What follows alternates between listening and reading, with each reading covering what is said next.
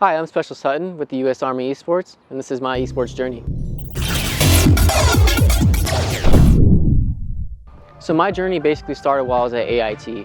Someone actually reached out to me and noticed that I was excelling in the leaderboards. And from there, I was able to get into contact with a few other guardsmen to be able to do this type of stuff. And ever since then, I just don't look back on it. So actually, I got my gamer tag because back in the day, to be able to have a PlayStation account, you needed to be at least 13 years or older, and at that time, I was not of that age. So I had my stepdad make an account for me, and he originally came up with the name Slick Mike for you, but I thought, you know, that's just not for me, so I ended up rebranding to just Slick Mike.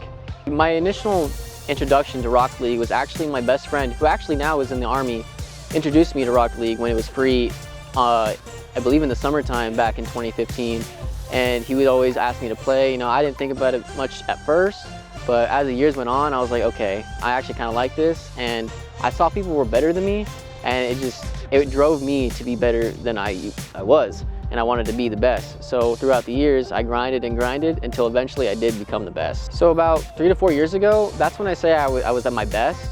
I was, for a year straight, #1 on the leaderboards for consoles, and I was top 100 globally in the world. That includes PC. And so I was basically going to school full time.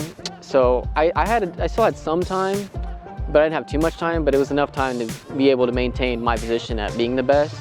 And from there, that's when I decided to take a step forward with my life and join the Army. And then through the Army, they actually contacted me about my Rocket League experience. And from there, I was able to compete and represent U.S. Army in a lot of positive ways. My favorite esports memory was actually when I was able to compete in DC for the first time ever.